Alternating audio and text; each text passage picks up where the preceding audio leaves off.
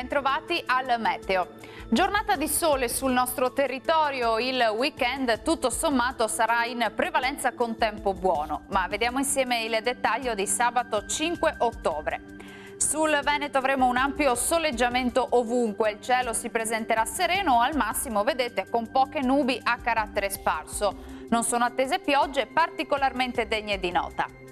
Temperature stazionarie minime tra i 7 e i 14 gradi, valori massimi compresi invece tra 17 e 20 gradi.